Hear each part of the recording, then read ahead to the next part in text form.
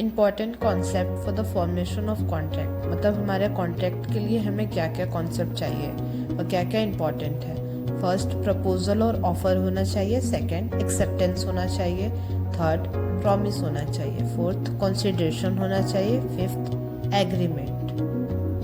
First, proposal और offer according to section 2A, when one person signifying to another his willingness to be or to abstain from doing something with a view to abstain his assent, he is said to be make a proposal.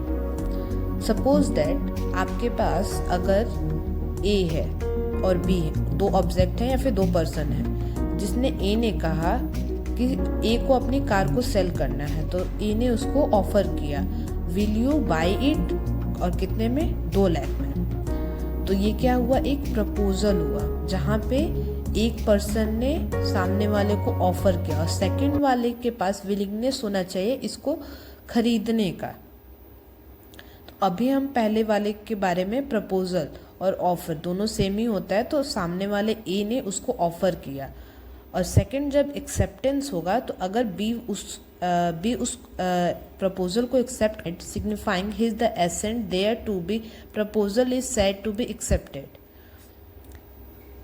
ए एक person है, B एक person है। ए ने अपने car को cell करने के लिए बोला, will you buy it 2 lakh rupees. Then be showing willingness to purchase the car, इसने क्या किया, कर रहा है 2 लाख में, तो ये क्या हुआ, प्रॉमिसर हुआ।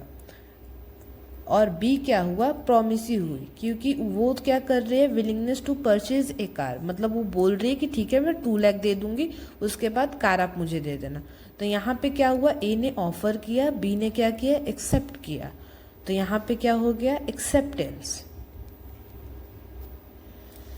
प्रपोजल और एक्सेप्टेंस दोनों मिलकर क्या बनते हैं, प्रॉमिस, जो कि थर्ड हमारा प्रॉमिस था। Promise according to section 2B, according to section 2B, a proposal when be accepted become a promise।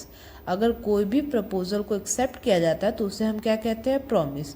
The person who make a offer is called promisor, जो पर्सन जो ऑफर करता है वो क्या होता है, प्रॉमिसर होता है। The person who accept the offer is called promisee, जो पर्सन उस ऑफर को एक्सेप्ट करता है उसे हम क्या कहते हैं, प्रॉमिसी कहते हैं।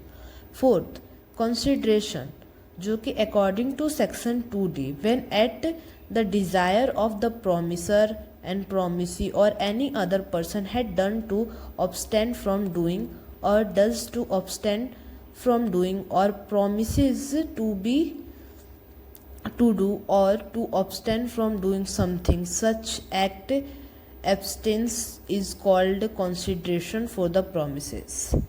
जैसे में सामने वाले ने ए ऑफर किया बी को कार, तो ए क्या था, प्रॉमिसर था, और बी क्या थी, प्रॉमिसी थी। इसने क्या कहा, will you buy it car, कितने में, 2 लाख में। तो ये जो अमाउंट है कार का 2 lakh, the amount of car is called consideration, क्योंकि 2 लाख में इसको अपनी गाड़ी को सेल करना है, कार को सेल करना है, और बी को क्या करना है, 2 लाख अगर वो इसे देगा तभी क्या करेगा, कार उसे देगा। तो जो अमाउंट है इन दोनों के बीच में, ये क्या हुआ, कंसिडरेशन हुआ।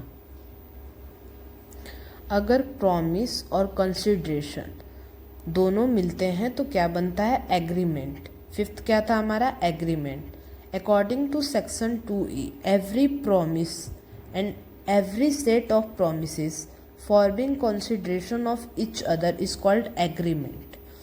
अगर सामने वाले ने अगर आपको बोला, प्रॉमिस किया कि हाँ आप में से ये चीज़ ले लो इतना में, और आपने क्या किया, उस कंसिडरेशन के हिसाब से हाँ मैं इतना आपको दे दूंगा, तो आप दोनों के बीच में क्या हो गया, एक एग्रीमेंट हो गया कि आपको ये चीज़ चाहिए तो आप मेरे को इतना पे करो, तो इसे हम क्या कहेंगे, एग्रीमेंट कहेंगे। अब एग्रीमेंट प्लस इन्फोर्सेबिलिटी अगर होता है तो वो क्या बन जाता है, कॉन्ट्रैक्ट बन जाता है। इन्फोर्सेबिलिटी किस चीज़ में आता है, सेक्शन 10 में आता है, जो कि इंडियन कॉन्ट्रैक्ट एक्ट है, जिसे अभी हम पढ़ रहे हैं 1872। अब एक समरी कॉन्सेप्ट समझते हैं। अगर प्रपोज़ल है तो उस प्रपोज़ल के साथ एक्सेप्टेंस हुआ तो प्रॉमिस बन गया। अब प्रॉमिस के साथ अगर कंसिडरेशन है तो क्या बना, एग्रीमेंट। एग्रीमेंट के साथ अगर इन्फोर्सिबिलिटी है तो क्या बना, कॉन्ट्रैक्ट। अब यहाँ पे कुछ लाइन्स है, हम इसे भी डिस्कस कर लेते हैं। The Indian contract act comes into the force on 1 September 1872। It applies the whole of country except in Jammu and Kashmir. Jammu and Kashmir को छोड़ के बाकी ऑल ओवर इंडिया में इसके इम्प्लीमेंट किया गया था। The contract applies only to those agreement which are valid enforceable by law. ये कॉन्ट्रैक्ट किस पे अप्लाई होता है, ओनली वैलिड एग्रीमेंट कॉन्ट्रैक्ट पे जो कि इन्फोर्सेबल बाय लॉ है। मिलते हैं अब हम नेक्स्ट वीडियो में।